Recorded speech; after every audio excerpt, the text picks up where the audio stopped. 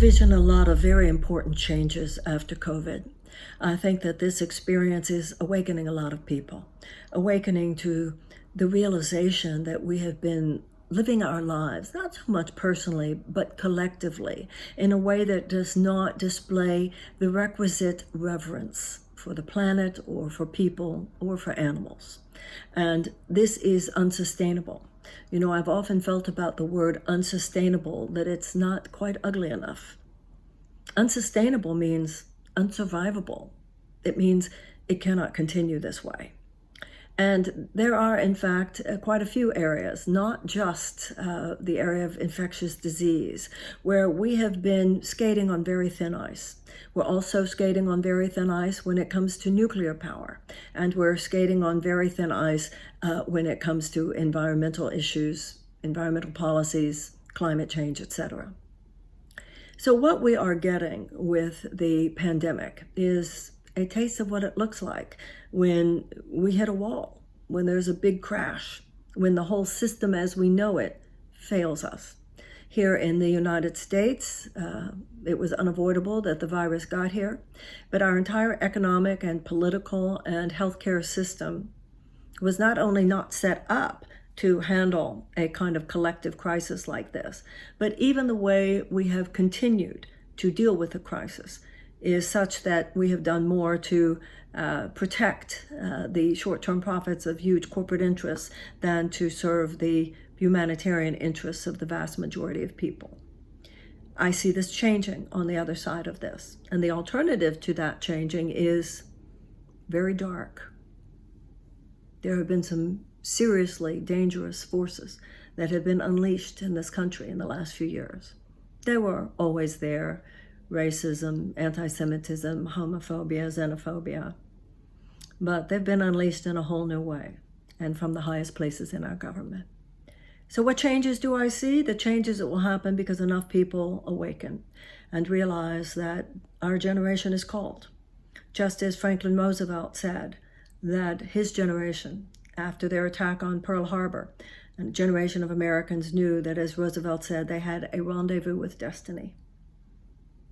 We didn't expect to have a rendezvous with destiny, but we do. And it is our turn now. You know, these situations are occurring all over the planet, but in the United States alone, we've had wickedness in our past. We had slavery, and yet we answered it with abolition.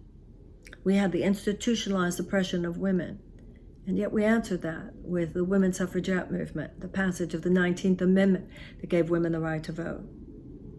We had institutionalized white supremacy in the American South, but we responded to that with the civil rights movement. And now it's our turn.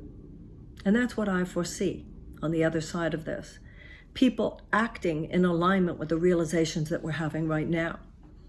There are two stages to human transformation. One has to do with the state of our being, and one has to do with the state of our doing. And a deeper level of being precedes a more powerful way of acting.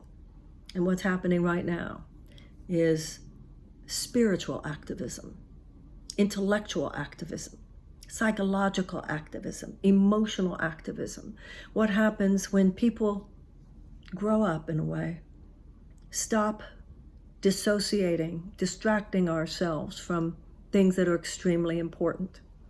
For those of us who are adults, we are the parental generation now, and this planet is our responsibility. The children on this planet are our responsibility.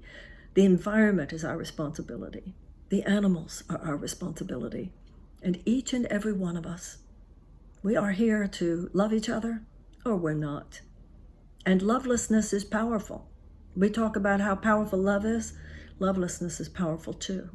Love is more powerful than lovelessness, but lovelessness, greed, hate, bigotry, they're very serious on the planet today. Nazis in places where you can't even believe. Things that we didn't expect to see. Well, it's happening. And some of those forces are very, very serious. Those who love need to get very serious too. Oh yes, we need to meditate. We need to meditate and pray in order to prepare our nervous systems for the job at hand. But We need the grit to go with our grace right now. And that's what I foresee on the other side of COVID. That some women who've kind of been stuck in girl mode aren't stuck in girl mode anymore. And some men who've been kind of stuck in boy mode aren't going to be stuck in boy mode anymore. We're going to show up for ourselves, for each other, for our planet, for the animals, for our children and our grandchildren and our grandchildren's grandchildren. Our generation will be remembered. We will either be remembered by people going, what were they thinking?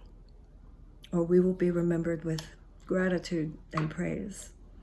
People who will say of us, well, they came awful close to the cliff, but at the last minute and in the final analysis, they pulled it off.